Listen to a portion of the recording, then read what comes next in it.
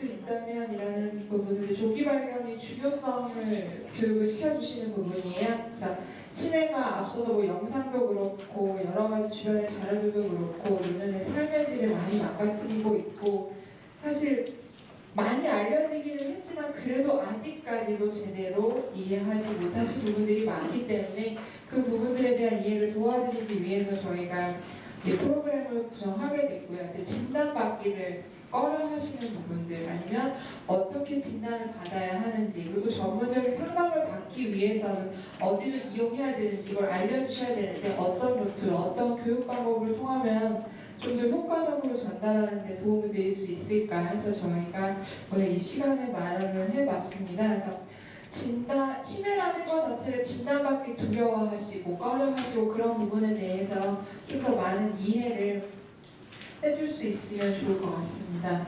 그래서 조금 일찍 발견할 수 있다는 순서는 왜 치매가 문제인지 그리고 조금 일찍 발견한다면 어떤 점이 좋을지 그리고 의심할 수 있는 증상들은 어떤 것들이 있고 그리고 치매가 의심이 되면 내가 어떻게 행동을 해야 하는지 그리고 조기검진 프로그램, 조기발견 절차는 어떻게 내가 해야 되고 진단을 받은 이후에는 어떻게 이어져서 나가면 되는지가 이제 지역에 가셔서 교육을 해주실 때 주골자를 해주시면 되겠습니다. 그래서 조금 일찍 발견하신다면 앞서 과장님께서 얘기해 준 것처럼 일찍 발견하고 일찍 치료하면 예후가 좋고 그만큼 이제 만족도를 높일 수 있다는 걸 많이 전달을 해주셨고요. 그렇지 않았을 때보다 훨씬 유리할 수 있다라는 걸 많이 강조를 해주시면 좋을 것 같아요. 그래서 모든 뭐 암이나 기타 다른 질환들은 조금 빨리 발견하면 완치도 될 수 있다는 게 가장 큰 장점인 거잖아요. 근데 다만 치매는 퇴행성 질환이고 진행성 질병이기 때문에 완치될 수 있는 가능성은 없지만 아까 영상에도 있었다시피 현재를 유지하고 더 나빠지지 않게 했다라는 게 가장 큰 목적인 거고 사실 와닿지는 않아요. 뭔가를 했고 치료를 하고 진단을 받고 검사를 했으면 좋아져야 되고 사람 기대심리라는 게 있는데 그렇지 않은 질병이다 보니까 선생님들이 더 설득하거나 얘기하실 때 어려운 부분들이 많이 있으셨을 거예요. 그거를 나아지는 것이 아니라 유지만으로도 굉장히 큰 의미가 있고 그거를 위해서 선생님들이 검진을 하고 여러분들께서 많이 상담을 하고 참여를 해주셔야 된다라는 부분을 좀 전달을 해주시고요. 그래서 치매의 문제의 심각성은 아까 앞에서도 있었지만 이 슬라이드에서 보시면 15분에 한 명씩 우리나라에서 치매 환자가 발생하고 있다고 해요. 그러면 전 세계적으로는 얼마에 한 명씩 치매 환자가 발병하고 있을까요? 이거보다 빨라요. 10초? 좀 더 빨리 써보세요. 15초보다 빨라요. 10초다. 한자 있어요. 7초? 단어 이러다가 옥사삼일 하겠네요. WOT에 의하면 4초에 한 명씩 전 세계적 기준으로는 4초에 한 명씩 치매 환자가 발병하고 있고 우리나라에는 15분에 한 명씩 치매 환자가 발병하고 있다고 해요. 사실 15분에 한 명 우리가 사망자 수가 뭐 1일 몇 명, 교통사고 환자 수가 1일 몇 명 별로 와닿지 않잖아요. 내 주변에 이렇게 많지 않거든요. 15분에 한 명도 뭐 나는 아니겠지 뭐 이럴 수도 있는 숫자인데 4초에 한 명? 이렇게 하면 되게 빨리 와닿아요. 그래서 되게 심각하고 빨리 발견해서 내가 의심하는 증상이 있다면 정확히 감별을 해서 노력을 하셔야 된다는 걸 해주시고 65세 이상 인구에서는 이제 우리나라도 옛날에는 8%는 거의 9%, 10%의 유병률 육박하고 있고요. 해마다 5년이 지날 때마다 2배 이상씩 그 위험도가 증가하고 있다라는 부분을 강조를 해주시고 여기 이제 57만 명이라는 숫자 지금 아마 저보다 더 늘었을 거예요. 제주 도민 숫자보다도 많은 이제 숫자가 치매 환자 수가 이제 전국에 분포되어 있고 그걸 위해서 빨리 발견하고 치료를 하는 것이 중요하다라고 얘기를 해주시면 될 것 같습니다. 2025년도가 되면 이제 100만 명이 넘어서 더 많은 숫자가 일어나고 지금 우리나라 출산율이 정말 더 떨어지고 있다고 하잖아요. 그러니까 젊은 세대는 더 줄고 노년 인구가 많은데 그에 비해 점점 더 치매 환자 수도 많아지고 있기 때문에 건강하게 지금에 있는 내 기능을 유지해서 살 수 있으려면 뭐 어떤 질병이든지 간에 빨리 발견하고 그거를 이제 적절하게 치료를 하는 것이 중요하다라는 부분에 의해서 강조를 해주시면 될 것 같습니다.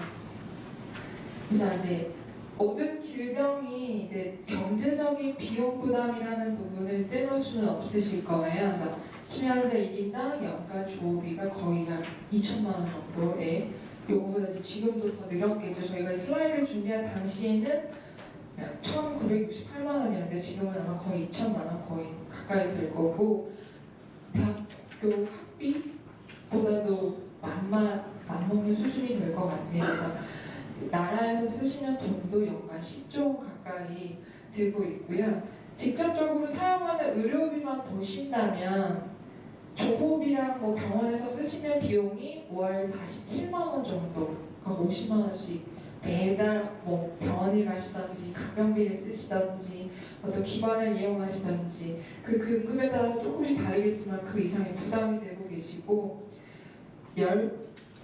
우리나라 5대의 질환 있으시잖아요. 암, 뇌졸중, 암 이런 그 사회 비용에 비해서 암, 심장질환, 뇌졸중 세 가지를 합한 비용이 치매가 더 커요. 이거 세 가지 질환을 합한 비용보다 연간 암 환자 치료하기 위해서 케어하기 위해서 쓰는 돈과 뇌졸중과 심장질환을 위해서 쓰는 세 가지 질환이 연간 쓰는 비용이 치매 환자보다 적다라는 거예요. 그 치매 환자분들을 돌보기 위해서 그만큼 많은 경제적 비용이 소요가 된다라는 부분이고요.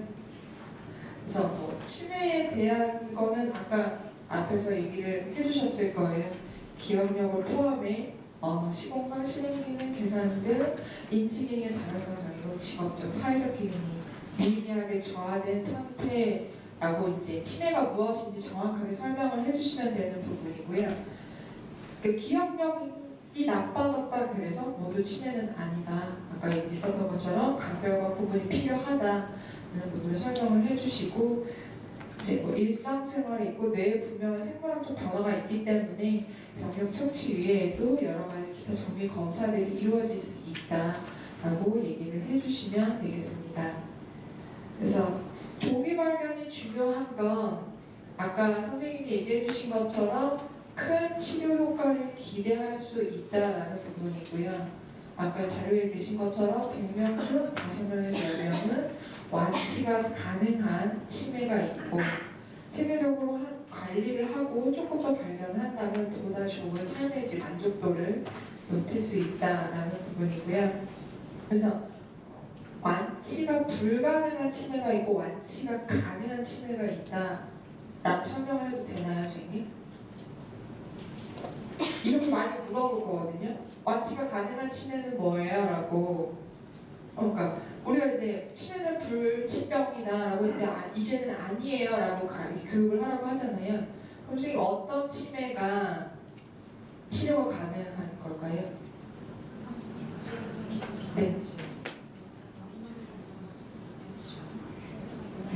앞 시간에 인지기능이 저한테서 집중력이 떨어졌다고 걱정하고 가셨는데 다행이에요. 그러진 않으신 것 같아요. 그래서 선생님들 얘기하신 것처럼 여러 가지 혈관이나 혈액, 갑상선 이런 부분들은 빨리 발견하시고 원인 질환에 대한 적절한 치료를 하시면 여기 있는 것처럼 저 100명 중에 한 5명에서 10분은 본래 생활로 다른 장애 없이 돌아가실 수 있는 질환이고 그 외에 다른 치매 종류들도 빨리 발견하고 적절히 생활에서 수정할 수 있는 방법을 찾는다면 내가 좀 불편함은 있겠지만 스스로 어느 정도 독립적으로 생활할 수 있는 부분을 빨리 발견할 수 있고 그 상태를 유지해서 끝까지 갈 수 있다라는 부분을 환자분들이나 보호자분들하고 이제 설명을 해주실 때 충분히 강조를 해주시면 좋을 것 같습니다.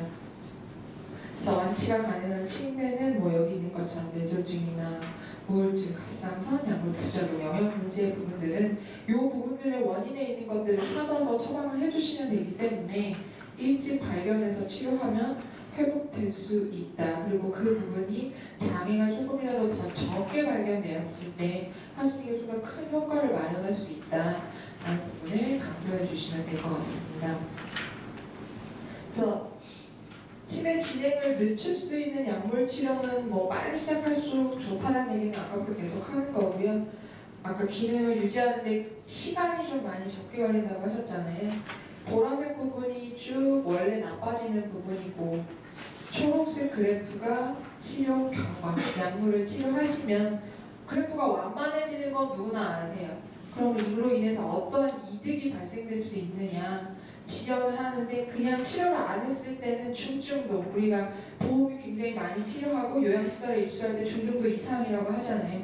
중증도에 입수하는 그 발병 들어가는 시기가 3년에서 5년 정도 더 늦출 수 있고 건강하게 그 지금에 있는 인지기능 독립적으로 내가 생활할 수 있고 사람의 도움을 좀 더 적게 받을 수 있는 기간을 길게 유지해서 가족뿐만 아니라 여러 가지 앞에 얘기했던 여러 가지 사회 경제 비용들을 줄일 수 있고 그 기간을 좀 더 늦출 수 있다라는 거에 많은 강조를 해주시면 좋을 것 같습니다. 그래서 저희가 정확히 언제 시작되고 이렇게 발견하는 건 쉽지 않다고 해요. 서서히 삶을 사시면서 진행되는 질환이기 때문에 언제 딱 시작된다라고 발견되기는 어렵지만 그 인지하시고 나서 병원에 가서 치료를 받으시고 하는 그 경과 기간을 보시면 이렇게 많은 이점들을 보일 수 있고 약물을 드시고 나서 이제 안 드셨을 때보다의 그 심각한 상태로 많은 도움을 필요한 상태로 떨어지는 데까지 이 정도의 시간을 좀 벌 수 있고 비용도 절감시킬 수 있다 라는 부분을 많이 강조해 주시면 좋을 것 같습니다. 그래서 아까 있었던 것처럼 그 치료가 완치가 안 되는 거는 만성질환이나 생활 개선 등을 통해서 하는 여러 가지 질병을 체계적으로 관리하고 약물 치료뿐만 아니라 비약물 활동들을 통해서 많이 삶의 질을 높일 수 있다는 거면 가족분들이 전적으로 좀 많이 도와주셔야 되는 질환 중에 또 한 가지예요.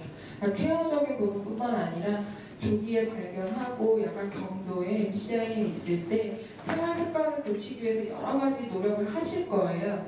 그때 가족분들이 아까 어머니가 그러셨잖아요. 내가 이렇게 깜빡깜빡 거리고 기억력이 나쁘다는 걸 호소하지만 가족이 인정해주질 않았어요. 내가 되게 무시하는 느낌을 받고 하면 그 우울증은 모든 질환이 그렇지만 점점 더 질환을 악화시키는 것 중에 하나거든요. 합병증에도 그렇고요. 그래서 사람이 이 가족들의 지원을 받고 또 적절한 시기에 적당한 약물 치료를 투입할 수 있게 도와주셔야 되고 아까 있는 것처럼 뭐 메모지 있고 적당한 자리에 맨날 그 물건이 놓여져 있고 집에서 생활습에서 운동하실 수 있게 공간도 마련해 주시고 그다음에 이제 만성질환 관련하시고 더불어서 비약물 활동 치료까지 개선을 한다면 조금 더 질 좋은 관리와 노후를 보내실 수 있는 부분을 설명해 주시면 되겠습니다. 그래서 이러한 문제들이 점점 커지고 있는 게 이제 치매 환자분들이 이런 기억력 저하나 인지기능 저하로 인해서 벌어지는 여러 가지 사회적 문제들 때문에 그렇기도 하거든요. 혹시 여기 나오신 분 얼굴 알아보시는 분 있으세요? 이 할머니? 아시는 분 반, 모르시는 분 반. 생전 처음 보는 얼굴이신 분도 있을 거예요. 저도 이거 보면서 처음 봤는데 황정순이라는 여배우시래요. 그래서 옛날부터 우리나라 지금 선생님들은 고두심? 그런 이미지 좀 옛날에 그런 많은 역할을 하셨던 분인데 이분이 재산이 굉장히 많으셨대요. 그래서 90세에 이르기로 작년 재작년에 돌아가셨는데 이제 재산 상속에 관해서 이제 문제가 발생된 거예요. 친자녀분은 없으시고 뭐 의붓 아들 그러니까 의붓 손자 그다음에 뭐 외조카 이런 분들이 본인 호적에 한 3분이 올라와 계신 건데 그 3분이 이제 저 유산을 가지고 상속 전쟁이 벌어질 거예요. 치매가 있었다 없었다를 가지고 그래서 저 집이 한 80억 정도 되는데 이제 총자의 말로는 치매가 아닌데 외할머니를 치매라고 해서 뭐 다른 케어를 했다 하는 거고 외조카는 이제 매니저 생활을 하면서 우리 배우께서는 아니셨다. 그걸 가지고 나 그때 이제 유산 상속과 녹음했을 때 나는 너희에게 유산을 줄 수 없다라고 했는데 그거에 대한 신빙성 논란 가지고 이제 판단 여부에서 아직까지도 유산 상속 전쟁 그 소송 중인 걸로 나와 있고요. 그래서 이분들이 어디까지 신뢰하고 믿을 수 있느냐라는 거예요. 다른 질환하고 다르게 인지기능이나 판단력이 떨어진다는 게 의사 소견이잖아요. 그래서 이런 경제적인 상황이나 뭐 금전적인 부분, 일상에서 생활하시는 부분 어떻게 도움을 드릴 수 있을까 하는 게 지금 가장 큰 문제가 될 수 있겠고, 갑자기 이제 이런 질병들이 발병함으로 인해서 일상에서 생활을 못 하시기 때문에 뭐 경제 능력 하셨던 아버지가 갑자기 발병하시면 집에 수입이 뚝 끊긴다거나 이런 문제가 생길 수도 있고, 뭐 이렇게 재산이 많으신 분이 유산 관계를 제대로 못 하셨으면 이제 가족 간에 이런 유산 소송이 벌어질 수 있는 부분이고, 그래서 이런 부분들을 좀 미연에 준비도 하고 관련해서 차차 시간을 마련하는 것도 필요하다고 얘기를 해주시고요. 성년후견인 제도는 들어보셨나요? 아시는 분 계세요? 여기 들어보신 분? 선생님 한 분밖에 없으시네요. 이게 외국에 보면 후견인 제도 대리인 이렇게 하시는 거 들어보셨어요? 네. 그래서 2013년 7월 1일부로 이제 금치산자나 뭐 한정치산자라고 해서 정신적으로 문제가 있어서 이 사람의 판단은 믿을 수 없다 하면 이제 가족이나 뭐 일반 대리인을 세워서 하는 게 이제 후견인 제도가 있었는데, 그게 7월 1일에 여기 이제 치매 이제 질환도 포함이 되게끔 돼서 이제 후견인을 세워가지고 이분이 대리로 법적으로 효력을 세워서 할 수 있는 제도예요. 그래서 이거 이제 가족분들이 특히나 고학력에 요즘에도 많이 생기고 있는데, 그런 분들은 이런 고민을 하고 계실 거예요. 또 그런 후견인을 세울 때, 아니면 우리가 이런 어머니의 법적 문제를 가지고 고민하실 때 우리 이제 나라의 법의 도움도 받을 수 있다는 거고요.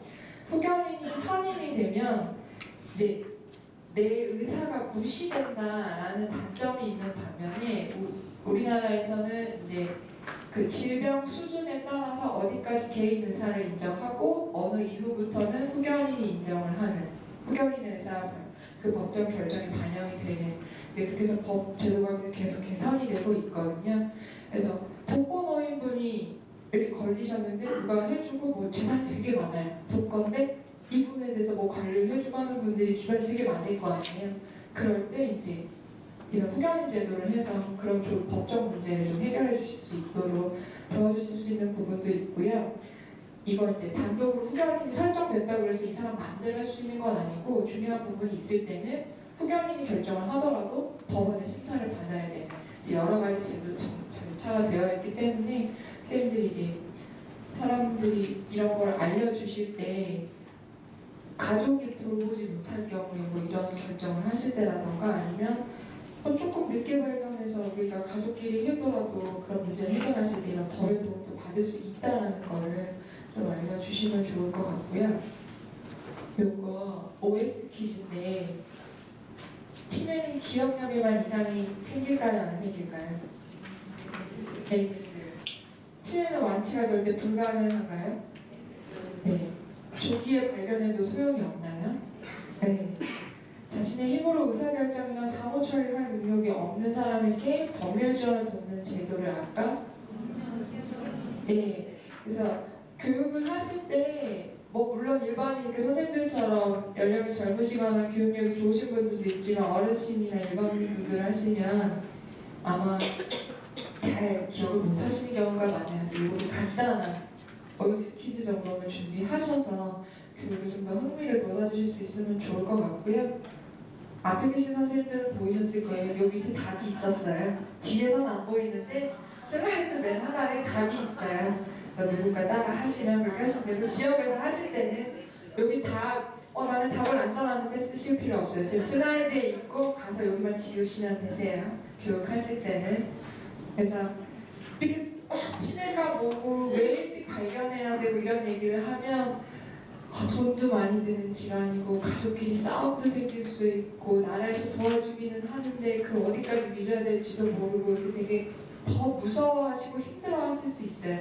근데 그럴 때 옛날에는 정말 불치병이라고 되게 힘들었지만, 이제 불치병이 아니라 빨리 발견하면 치료도 할 수 있다라는 걸 좀 더 희망을 주시고, 내가 혼자서 해결하지 못하더라도 법이나 기관의 도움을 받을 수 있다라는 거고, 그다음에 이제 뭐 의료보험이나 장기요양보험 제도를 통해서도 어느 정도 일정 부분 도움을 받을 수 있다라는 부분을 선생님들이 그 이제 교육을 하시는 중간중간에 그 환기를 한번, 치매가 걸렸다 그래서 정말 힘든 것이 아니고 나 혼자만의 정말 쓰고 질환이 아니라 주변에서 이런 많은 노력이 있고 그래서 지금 이렇게 열심히 발견해서 교육하고자 하는 거라는 거를 생각해 주시면 좋을 것 같아서 치료 방법이 없는 불치병이니까 나이가 많은 분들은 귀찮게 할 필요가 없다고 생각하는 이제 무기력, 그러니까 관심을 안 두는 나이가 되면 깜빡깜빡하니까 누구나 그런 무관심들이 치매를 키울 수 있다. 그래서 그런 부분을 좀 더 개선해 주셨으면 좋겠다라는 부분을 전달해 주시면 되겠습니다. 그래서 치매 증상은 아까 많이 보셨을 거예요. 인지기능 증상으로 크게 두 가지로 나누면 정신행동 증상 이렇게 나눠서 보시면 되고 기억력 저하, 시공간 능력 저하나 실행기능 저하 이 부분들은 앞서서 과장님께서 자세히 설명을 해주셨고 정신행동 증상에 대해서도 자세히 설명을 해주셨어요. 그래서 그 부분에 좀 중복되니까 짧게 얘기만 하고 넘어가도록 하겠습니다.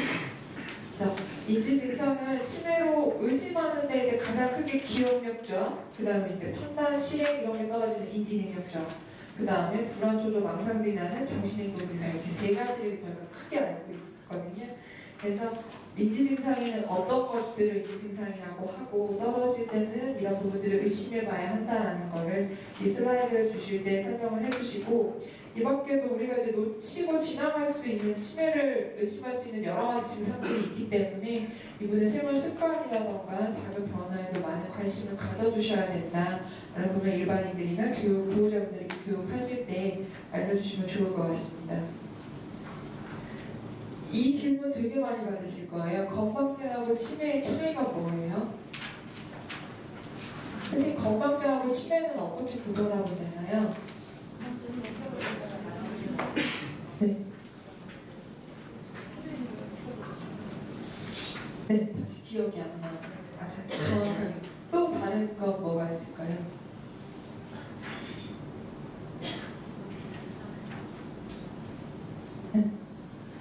네, 일상생활 지장이 없고 하나는 지장이 있고 또 뭐가 있을까요? 여기 있는 것처럼 선생님 맨 첫 번째가 건망증은 생리적인 뇌의 현상이라고 되어 있잖아요. 말 그대로 나이, 우리가 흔히 얘기하는 나이가 들면 누구나 깜빡깜빡하지 노화, 생리적인 현상이 한 가지고요. 앞서서 얘기했지만 뇌의 한 가지 질환일 거예요. 증상이고 치매는. 네. 정상적으로 나이가 들고 노화가 됐다 그래서 되는 게 아니라는 걸 구분을 해주셔야 되고 우리 선생님 얘기하신 것처럼 깜빡 잊었지만 조금 지나거나 누군가 힌트를 주시면 다시 기억이 나면 건망증인 거고요. 아무리 힌트를 주거나 시간이 지나도 그거가 있었다라는 사실조차 잊어버리는 게 치매라고 이제 구분을 해주시면 되세요. 그래서 왜 막 화내고 나는 그런 적이 없는데 이 사람 머릿속에는 이런 일을 했던 적조차 없는 거예요. 근데 어머니 그러셨잖아요. 드셨잖아요. 아니 뭐 이렇게 얘기해 주셨잖아요. 왜 또 물어보세요? 나는 물어본 적이 없거든요. 그러니까 그렇게 해서 싸움이 일어나는 거나 보호자분들 교육하실 때 이분은 이런 기억이 없는 거기 때문에 구분을 해주시고 지역에서도 되게 이런 것 때문에 상담받으러 많이 오실 거예요. 내가 좀 요즘에 많이 깜빡깜빡 하는데 치매가 아닌가요?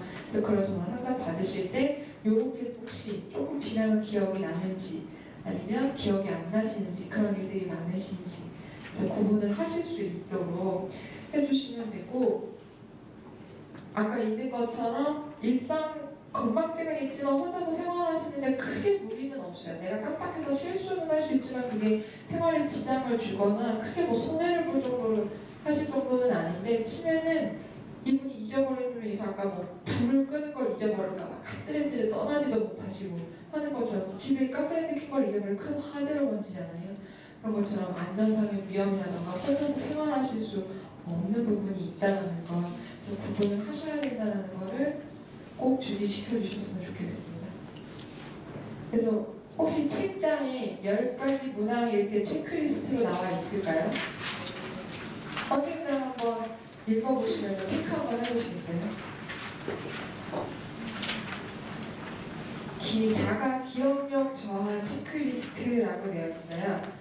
이 정도 되거나 아니면 내 주변에 우리 엄마나 혹시 내가 아는 분이 내가 기억력 저하 건강증이나 치매가 아닐까 이제 의심되거나 불안하실 분이 있으면 체크리스트 통해서 한번 확인을 해보는 시간을 갖는 겁니다. 그래서 선생님들도 지역에서 실제로 교육강의를 하실 때 이제 이쯤 되면 나는 치매가 아닐까 걱정이 되는데 그럼 한번 지금부터 확인해 보시겠습니다. 하시면서 체크리스트 문항을 보시고 확인을 해보시면 되세요. 10문항이니까 그렇게 오래 걸리진 않으실 거예요.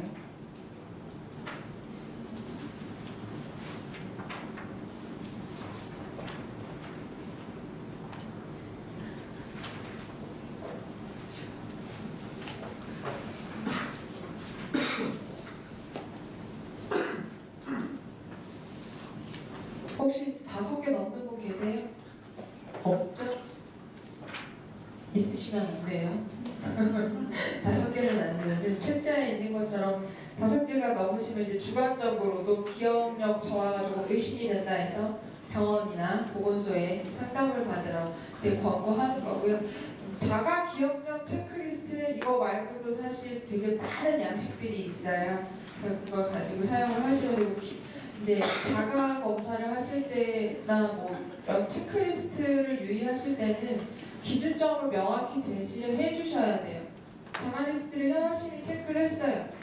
근데 뭐 5개면 어떻고 10개면 어떻고 이런 기준점 제시 없이 한번 체크해 보신 다음에 그 다음에 그럼 난 보건소로 가서 검진하면 되나요? 어떻게 하면 되나요? 이렇게 막막하실 때가 있거든요. 지금 보내드린 것 같은 경우는 5개가 이상이 되시면 이제 보건소나 센터에 가셔서 치매 상담을 한번 받아보세요. 이렇게 권고하거든요. 일반 지역에서 일반인 분들 상대로 하실 때 이렇게 한번 권고해보시고 그 기준을 꼭 명확히 설명을 해주시면 되겠습니다.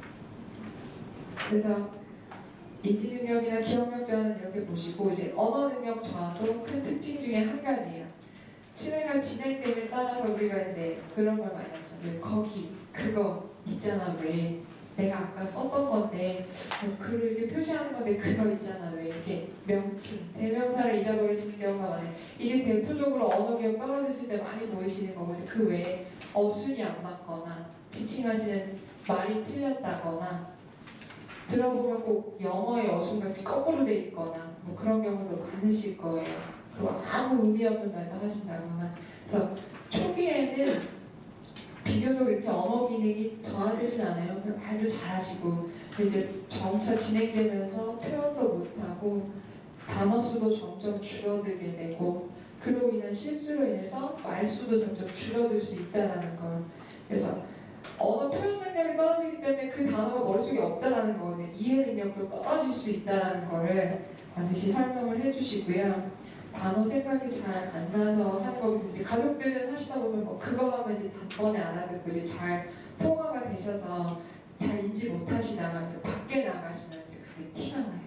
그래서 혹시 밖에서 이런 실수하신 적은 없는지 대화가 잘 안 돼서 어려워하셨던 부분은 없는지 그런 것도 평소에 좀 잘 확인을 해주시는 것이 필요하다라는 거를 얘기를 해주시고요.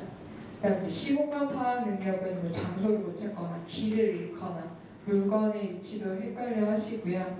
날짜나 요일 모르는 건 뭐 선생님들 잘 아시는 거고 연도, 계절, 뭐 낮과 밤 시간 헷갈리시고 처음에는 익숙하지 않은 장소에서 길을 못 찾으셨는데 나중에 익숙한 장소에서도 길을 못 찾으시고 내가 지금 있는 여기가 어딘지도 모르는 그 장소가 혼동된 시공간 능력이 저하된다는 것도 있는 반면에 구분해 주실 게 이런 질환이 있거나 나이가 드시면 식물이 좋다 이래서 집에 사시사철 풀은 식물을 쭉 둘러놓으셨어요 며느님이.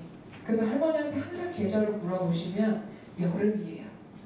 네, 주변을 둘러봤는데 항상 초록색 나무와 초록색 화분이 있거든요.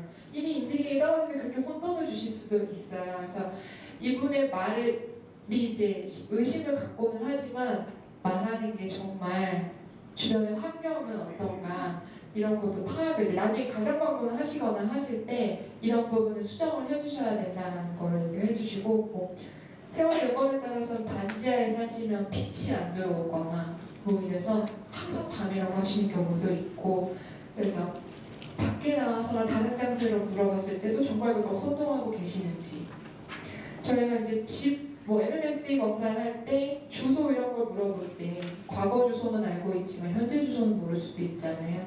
근데 과거 주소를 꼭 물어보는 건 시, 군, 구에 대해서 이게 정의가 되어 있는지 안 되어 있는지를 보는 거잖아요. 그런 것처럼 이분이 지금 우리가 원하고자 하는 답은 못 얻을 수 있지만 실제로 정말 거기까지 다 잊어버리고 계시는 건지 이런 부분을 정확히 파악해 주시는 거는 나중에 비학벌 활동이나 집에 가서 가정환경 수정 치료하실 때 많은 도움이 되시거든요. 보호자 교육하실 때도 선생님들이 이제 조기검진 이런 검사 교육을 하시거나 가족 상담을 하실 때 그런 이제 환자가 혼돈하실 수 있는 부분이 없는지 교육하시다 한 번씩 물어보시고 가족 지진을 보이면 진행하실 때도 한 번씩 얘기를 나누시면 좋은 부분 중에 한 가지세요. 이제 판단력이나 실행 기능은 이제 말 그대로 어떤 걸 계획하고 수행하고 이루어지셔야 되는데 그거를 제대로 하지 못하는 부분이고요. 추상적으로 사고하거나 문제를 해결하지를 못하기 때문에 돈 관리도 못하실 거고 약속하시는데 약속도 못 지키실 거고 그다음에 이제 익숙하게 하던 것들도 못하실 거고 주부가 맨날 살림만 하시고 가스 요리를 다루셨는데 그것도 점점 실수를 하시거나 못하게 되실 거고 옛날에 쓰시던 거는 쭉 쓰시지만 요즘처럼 이게 뭐 1년에 한 번씩 6개월에 한 번씩 가전제품도 막 금방금방 바뀌잖아요. 새로운 거 들어오실 때 적응을 못 하신다거나 쓰시지 못할 수 있는 부분들이 있기 때문에 그런 부분들에 주의를 주실 수 있도록 해주시면 되겠습니다. 그 밖에는 뭐 숫자 계산을 못하기도 하고 주의 집중력이 떨어지기도 하고 하는데요. 사실 더하기가 힘들까요? 빼기가 힘들까요? 네. 10, 100 이렇게 단위가 올라가는 게 힘들까요? 5, 50 이렇게 끊기는 게 힘들까요? 10, 100 5단위가 더 힘드실 거예요. 네, 5단위가 더 힘드시기 때문에 이런 거 이제 뭐 문제집 풀라고 그러면 막 수학 뭐 이것도 만들어주시고 기존에 있는 유아교재 활용해서 쓰기도 하실 때 문제 좀 선점해서 주실 때 좀 고민을 해주시는 부분이고요. 실제로 10원짜리 단위를 이제 거의 안 쓰잖아요. 저희가 밖에 가서 물건을 사더라도 이제 1,000원 가지고 살 수 있는 것도 많이 없어요. 그래서 만약에 이런 거를 하신다면 실제로 쓸 수 있는 단위에서 훈련을 해주시는 게 사실은 더 도움이 되실 수 있다는 거를 이제 교육을 좀 시켜주셨으면 좋겠고 전화번호 반복하고 몇 가지 단어를 이제 한 번에 외워보지 못하는 거 이런 것들 아까 뭐 3가지 단어를 불러주고 3분 뒤에 물어봤는데 전혀 기억을 못한다거나 그런 것처럼 단기기억 상실부터가 이게 기억력 저하도 있지만 집중력이 저하돼서 그 순간에 딱 못해서 할 수도 있는 거거든요. 그런 부분들을 잘 확인해 주시면 될 것 같습니다. 그래서 힌트를 주거나 곰곰이 생각해서 기억력이 떠오르면 뭘까요? 예, 건강지. 치매가 와도 언어 능력이 떨어지지 않을까요? 네. 비교적 익숙한 곳에서는 길을 잃지 치매 초기에 비교적 익숙한 곳에서도 길을 잃을까요? 안 잃을까요? 네. 계절에 맞지 않는 옷을 입기도 하고 날짜와 시간등을 자주 틀리면 치매로 의심해 볼 수 있습니다. 그래서 뭐 쭉 이론적인 내용을 얘기를 하는데 사실은 머릿속에 잘 남진 않으실 거예요. 그래서 몇 가지 여기 예시를 해서 다시 한번 확인을 해주시면 도움이 많이 되실 것 같아요. 정신행동 증상은 앞서서 많이 얘기를 해주시고 제일 어려워하시는 부분이고 부담이 되는 부분이에요. 가족분들도 그렇고 주변에서 시설에 입소해서 케어하시는 부분도 그렇고 내가 알고 있던 사람이 여태까지 계속 같이 지냈던 사람이 그 사람답지 않은 행동을 한다는 건 전혀 다른 사람같이 느껴진다는 거거든요. 그게 얼마나 무섭고 쓸쓸한 일일까. 그것 때문에 사실은 되게 어려워하는 질병 중에 하나이기도 합니다. 그래서 본인이 두려운 만큼 옆에 있는 가족분들도 그걸 되게 힘들어 하시기 때문에 빨리 발견하고 정신의료 증상에서는 아까 있었던 것처럼 약물로도 도움을 받을 수 있는 부분이 많기 때문에 빠르게 발견하셔서 올바른 처방을 받으실 수 있도록 도와주시면 좋을 것 같습니다. 그래서 전공장애는 아까 얘기해 주셨죠. 네, 우울이나 뭐 무감동 등 정동 장애가 날 수가 있고 정동이 이제 일정 기간 동안 감정의 변화가 없이 가만히 있는 상태 이제 정동이라고 하거든요. 그래서 아까 설명해 주신 것처럼 뭐 전체 치매의 30% 정도가 정도 증상을 보일 수 있다고 아까 얘기를 해주셨고, 치매 초기에 주로 나타나고 약물 치료로 효과적으로 그 예후를 볼 수 있다는 거를 전달을 해주시고요. 요 안에 이제 우울증도 있고, 뭐 감정을 느끼지 못하는 무감동도 있고, 이제 우울증은 무엇이고, 무감동증은 어떤 거고, 이제 예시를 들어서 설명을 해주시면 되고요. 이제 우울증 때문에 치매 검사를 하러 오시는 경우도 되게 많아요. 그래서 선생님 슬프거나 그러면 어떨 것 같아요? 아무것도 하기 싫고 저희가 막 컨디션 똑똑 떨어지거나 그러면 의지가 없고 막 하기도 싫고 생각하기도 싫어서 아 그랬나 보네. 기억도 잘 안 날 때도 있고 그렇잖아요. 그래서 우울증이 심하신 분들 중에는 가끔 그것 때문에 오시기도 하세요.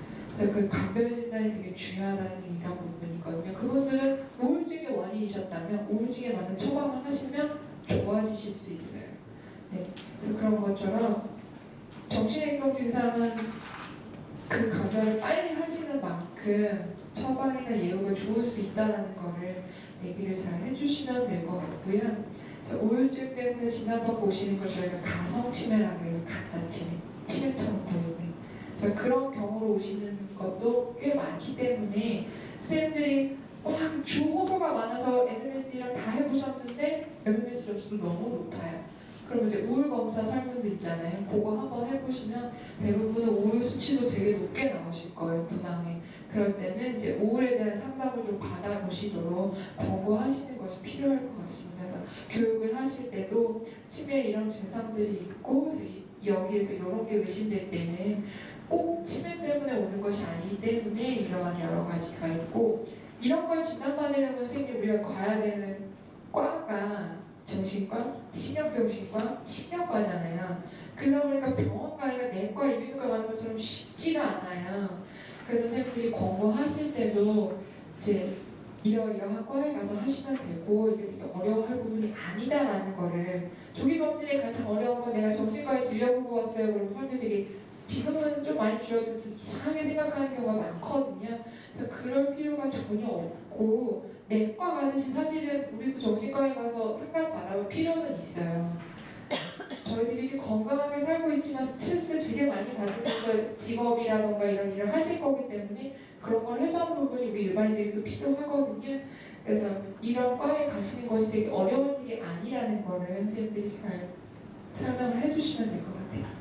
그래서 정신병적 증상에서 이제 아까 있었던 것처럼 두 번째 나오는 게 망상이나 환각이나 이런 게 없는 거를 보는 그런 부분이고요. 망상은 아까 있었던 것처럼 비현실적인 믿음이고 고쳐지기가 쉽지 않기 때문에 빨리 발견하시는 게 좋고, 실제로 없는 것을 보고 묻는 등의 환각 환시처럼 이제 5가지가 있다고 아까 얘기를 해주셨고요. 외부에서 자극이 없음에도 이제 실제 있다라고 느끼는 거고, 이제 사실 망상 환각 이론적인 정의는 설명해봤자 와닿지는 않아요. 그래서 아까 우리 과장님이 얘기하신 것처럼 예시 들어주신 거 있죠? 망상 환각일 때는 어떻고, 뭐 망상일 때는 누가 내 뭘 훔쳐갔다던가 갔다, 뭐 독을 탔다, 뭐 배우자가 뭐 바람이 났다, 뭐 우부증, 의처증 이런 것처럼 며느리가 나를 뭐 돌보지 않는다, 피해망상 이런 것들이 있다라고 예시를 들어주시면서 설명해 주시는 게 더 좋고요. 환각, 환시 이런 거 이제 없는 데 있다고 하거나 없는 소리 들린다고 하거나 와 닿지 않았는데 느껴진다고 하거나 이런 부분들이 있을 수 있다는 거 예시를 들어주시고, 텔레비전에서 뭐 드라마 보셨는데 그게 실제로 일어나는 것처럼 착각하시는 경우도 있고, 그러한 예시를 잘 적절히 해서 설명을 해주시면 이 부분도 잘 넘어가실 수 있고요. 사실 이 얘기할 때 되게 많이 걱정하실 거예요. 되게 막 지금 요즘에 드라마에 여러 가지 부주의격도 나오고 없는 것만 보이고 뭐 전혀 다른 인격을 하면 되게 무서워하잖아요. 근데 이제 치매 환자분들 중에 이게 다 나타나는 게 아니고 지금 설명하는 증상이 모두 다 일어나는 것이 아니다라는 것도 설명을 꼭 해주셔야 돼요. 이 중에 한 가지만 나타나실 수도 있고 어떤 분은 없으실 수도 있고, 있지만 불편함을 느끼지 않을 정도로 좋게 지나갈 수 있다라는 거를 이제 너무 걱정하시지 않게, 두려워하시지 않게 교육하실 때 전달을 잘 해주시면 좋을 것 같고요. 그 다음에 초조 수면장애이 있어서 이제 아까 얘기해 주신 것처럼 초조 증상이 일반적으로 나타나는 설명하는 초조와 좀 다르다는 거를 얘기를 해주시고, 이제 우리가 불안하고 안절부절 못하는 초조와 더불어서 환자의 의도를 알 수 없는 부적절한 언어를 하거나 의미를 알 수 없는 이런 행동들을 하는 것들 모두들 다 초조의 큰 의미로 초조에 포함될 수 있다라는 거고요. 그다음에 수면장애나 이런 것들이 일어나고 일몰증후군 같은 것들이 나타나서 저녁에 좀 더 증상이 심해지고 힘들어지실 수도 있다라는 설명을 해주시고요. 아까 있는 것처럼 공격성이 갑자기 커져서 파국 행동이나 이제 이런 감정이 풀릴 때까지 행동을 지속하기 때문에 환자 본인뿐만 아니라 주변에서도 위험한 상황을 초래할 수 있다는 걸 전달을 해주시면 되겠습니다. 그래서 신체적인 공격뿐만 아니라 언어적인 공격과 폭력성도 포함이 되기 때문에 그 부분도 간과하지 않도록 전달을 해주시면 좋을 것 같습니다.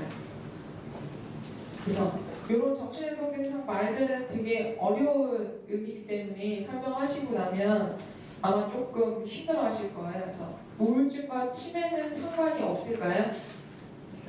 네, 상관이 있고요. 치매가 오면 정신병적 증상이 모든 사람에게 나타나나요? 네, 아니에요. 밤에 유독 이상행동을 많이 하나요? 그럴 수도 있고 아닐 수도 있어요. 그러니까 갑자기 상식적으로 이해가 되지 않는 행동을 하거나 고집스러워지고 별거 아닌 일에도 극도로 화를 내는 등의 증상이 나타나면 검사를 해보는 것이 좋습니다. 그래서 이런 것들이 모든 사람에게 나타나는 것이 아니고 빨리 발견하시면 예후가 좋은 증상들이 분명히 있기 때문에 그걸 주의를 해주셔야 되고 반드시 의사와 전문적인 상담이 필요하다라는 걸 전달을 해주세요.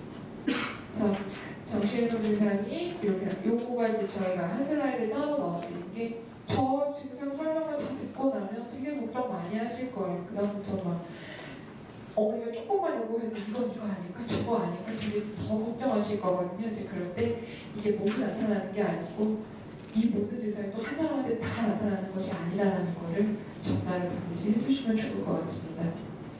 그래서 여기까지가 이제 뭐 치매는 왜 빨리 발견해야 되고 왜 치료하면 좋고 치매가 뭔지 이런 걸 쭉 일반인 분들에게 교육을 해주시고 나면 그런데 내가 만약 치매가 의심이 된다면 내 사람이 아니면 내 주변에 아니면 내 주변 누구 친구가 치매가 의심이 된다면 어떻게 해야 되고 어디서 도움을 받을 수 있을까 그거에 대해서 안내를 해주시는 부분이고요. 그리고 요거는 이제 각 기관마다 조금씩 상태는 다르실 거예요. 그래서 그거를 내용을 좀 수정을 해서 반영을 하시면 될 것 같습니다. 그래서 기본적으로는 보고서 치매상담센터에 가셔서 일반 상담을 받으시고 선별검진을 하신 다음 이상이 있으시면 협력검진병원에 가셔서 검사를 하시고 그 다음에 이제 간별검진이 필요하면 그 뒷단계까지 하시는 걸로 이제 일단 검진 결과는 그렇게 되고 있고요. 그 다음에 이제 이러한 문의나 상담 전화 굉장히 많이 오실 때 전문 상담을 원하시는 경우에는 선생님들이 일일이 다 해주실 수도 없을 뿐더러 그래도 일반 병원을 자기 마음대로 연결해 주실 수가 없잖아요. 그럴 때 이제 저 콜센터 번호를 안내해 주셔서 여기에 물어봐 주시면 된다고 안내를 해 주시고요. 1번이 일반 상담이고 2번이 전문 상담이라고 돼서 상담 요원 자체가 다르다고 알고 있어요.